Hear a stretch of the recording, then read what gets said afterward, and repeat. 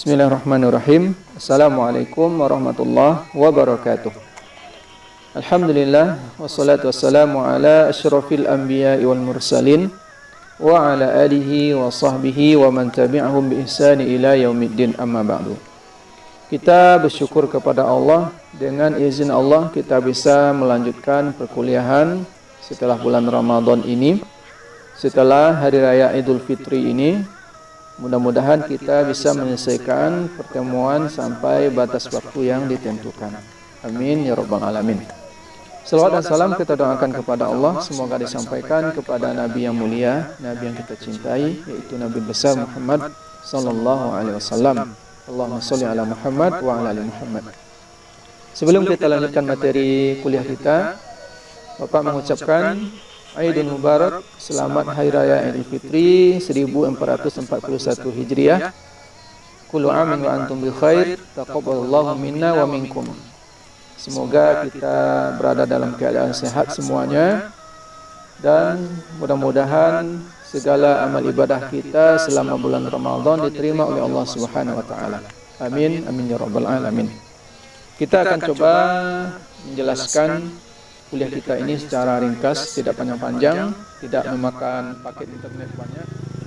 Materi kuliah kita adalah hiwalah atau hawalah, yang artinya pemindahan hutang.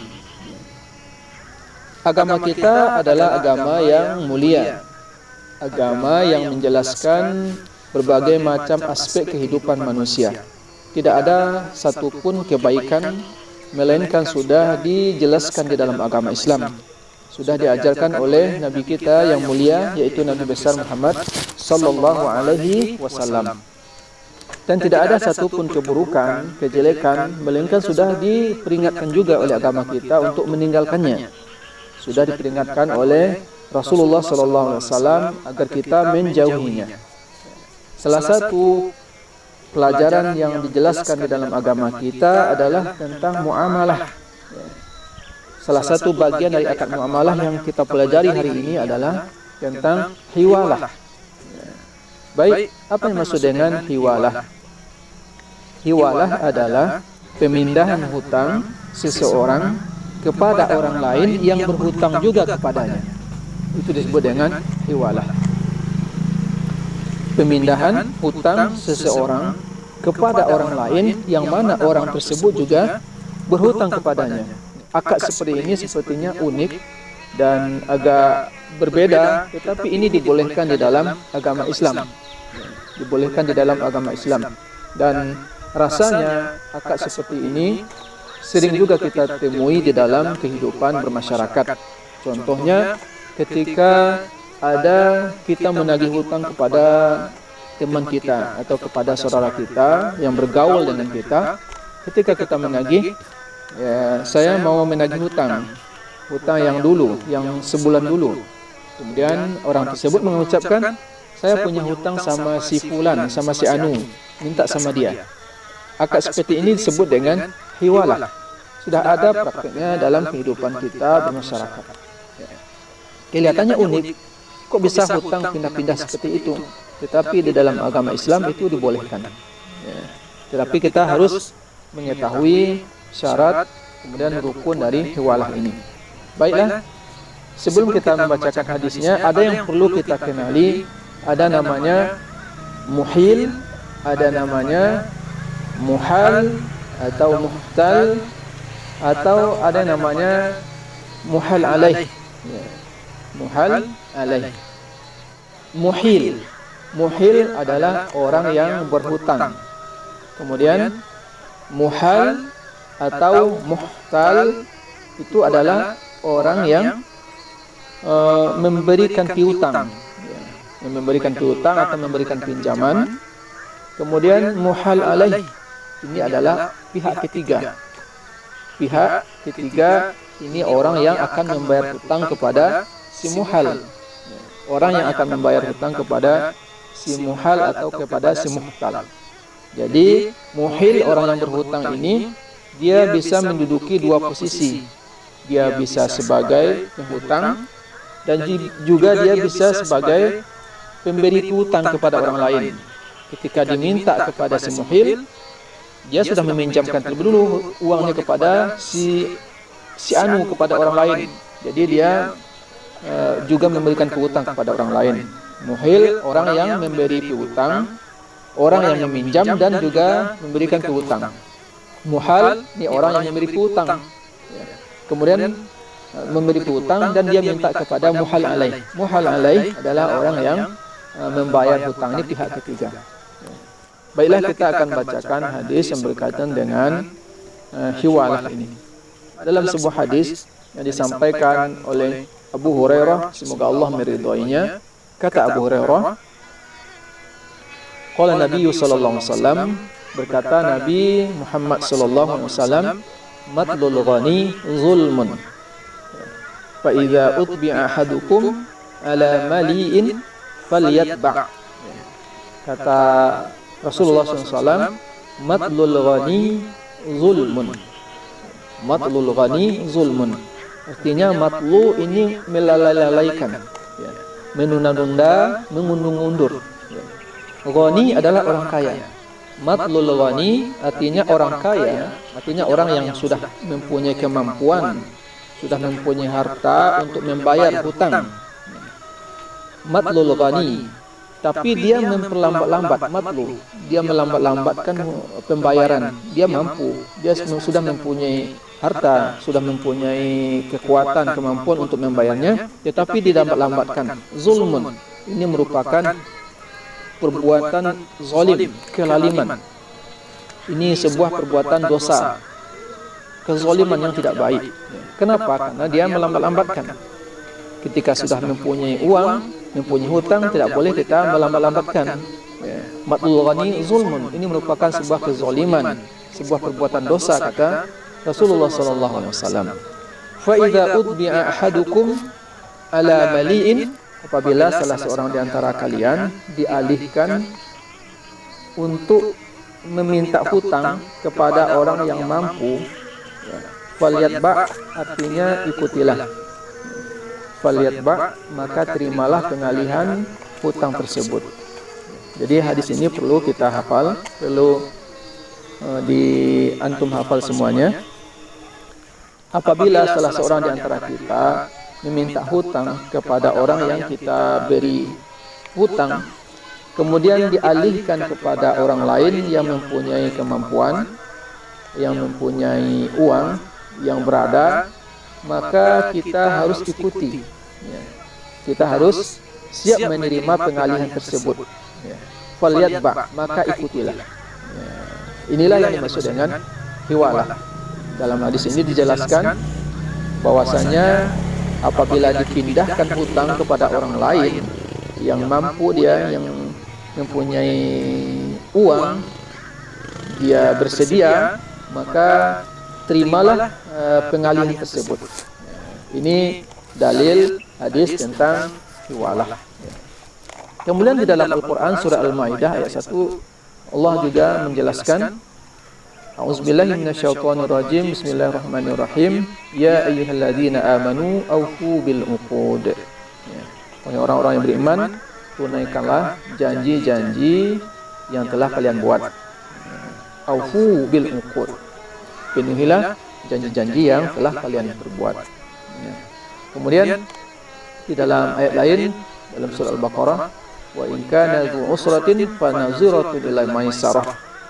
Apabila salah seorang di antara kalian itu mempunyai kesulitan, maka boleh kita beri dia waktu tenggang. Kita kasih dia tempo untuk pembayarannya sampai dia mendapatkan kemudahan. Wa in kana dzu usratin, apabila dia mempunyai kesulitan, kesukaran untuk membayarnya, maka kasihlah waktu tempo. Tapi ini bukan dilambat-lambatkan, betul-betul dalam keadaan susah. Jadi dari hadis ini yang kita bacakan tadi, jelas bahwasanya Rasulullah SAW jauh-jauh hari sudah memberitakan kepada kita, menjelaskan kepada kita akan kebolehan akad hiwalah ini. Rasulullah menjelaskan sendiri, apabila kamu dialihkan hutangmu kepada orang lain yang mampu, maka ikutilah, terimalah pengalihan hutang tersebut.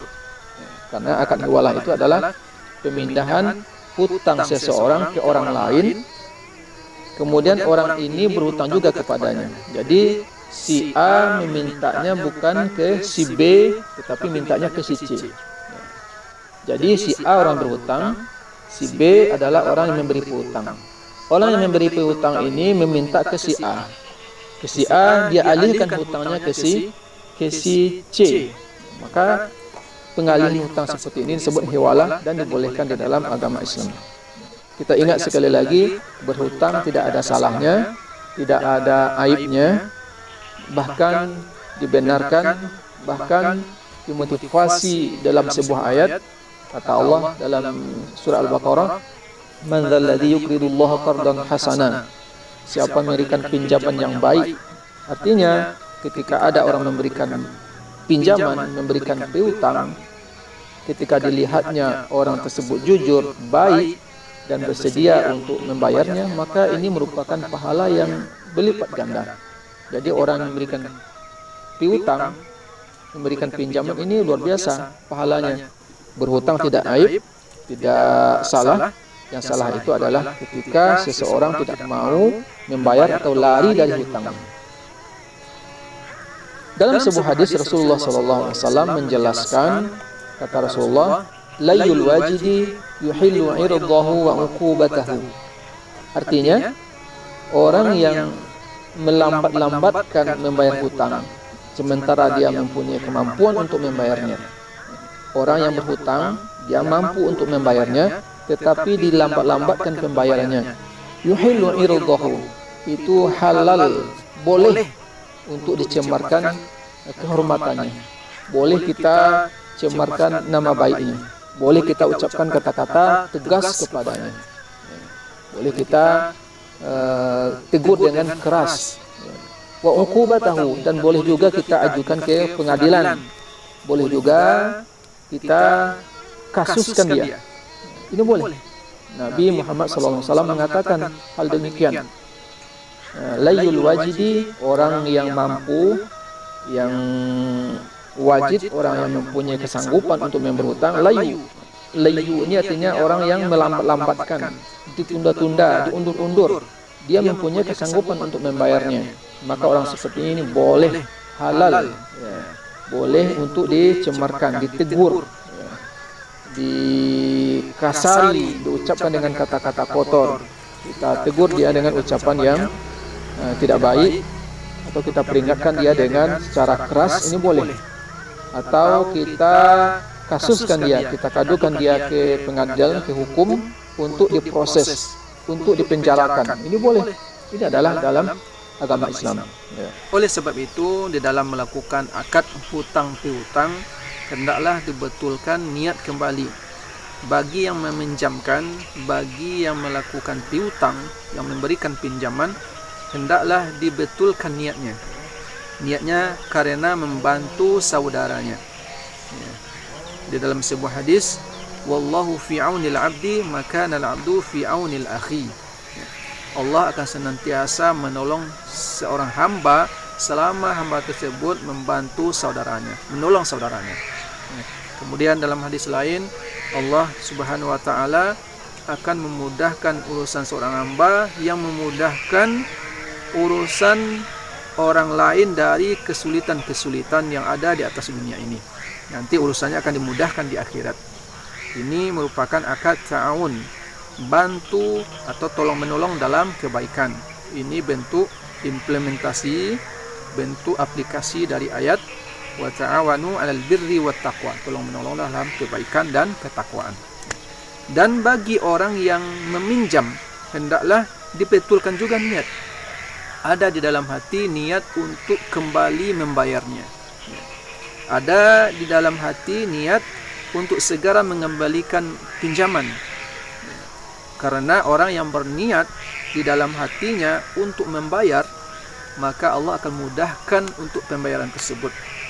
Siapa yang berniat, dalam sebuah hadis, siapa yang berniat untuk mengembalikan hutang yang telah dipinjamnya, maka Allah akan mudahkan jalan tersebut, akan carikan jalannya. Namun apabila terbesit di dalam hatinya, selain meminjam, nanti saya akan lambatkan membayarnya, saya akan tunda-tunda, saya akan buat dia kecewa, nanti Allah akan persulit kita untuk membayarnya.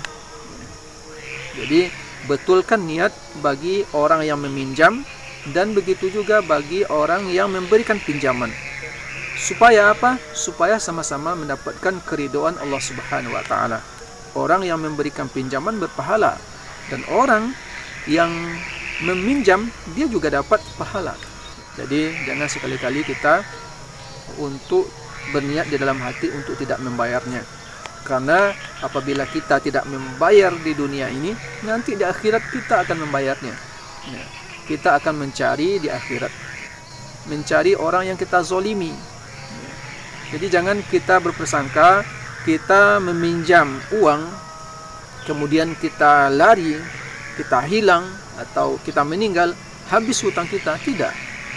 Nanti akan dibayar. Sekiranya orang yang berpiutang tidak mengikhlaskan, tidak ridho, nanti di akhirat pasti akan dicarinya, ya, dimintanya kembali hutang yang telah kita pinjam. Jadi alangkah ruginya kita apabila di akhirat nanti bekal kita sedikit sementara hutang kita banyak. Jadi amal-amal kita hanya untuk membayar orang yang kita sakiti, orang yang kita zolimi, uangnya kita ambil tetapi tidak kita bayar, kita zolim kepadanya, nanti akan kita bayar pada hari kiamat. Inilah hadis yang perlu kita hafal yang tadi. Jadi untuk mahasiswa Bapak, hadis yang kita hafal adalah hadis yang berkaitan dengan hiwalah tadi. Hadis pemindahan hutang dari satu orang ke orang lain yang berhutang juga kepadanya. Ya, hadis ini dihafal, kita ulangi. Matlul ghani zulmun, fa idza utbi'a ahadukum ala mali'in falyatba'. Ya, melambat-lambatkan hutang itu merupakan zulmun, kezaliman. Apabila kita diarahkan untuk meminta hutang kepada orang yang mampu, kepada orang lain yang berhutang juga kepadanya, falyatba', maka ikutilah, terima pemindahan hutang tersebut. Beginilah Rasulullah SAW mengajarkan, mengingatkan kita semuanya. Inilah pertemuan kita tutup dengan mengucapkan Alhamdulillahirabbil alamin. Mudah-mudahan bisa dihafal semua. Sukses selalu. Assalamualaikum warahmatullahi wabarakatuh.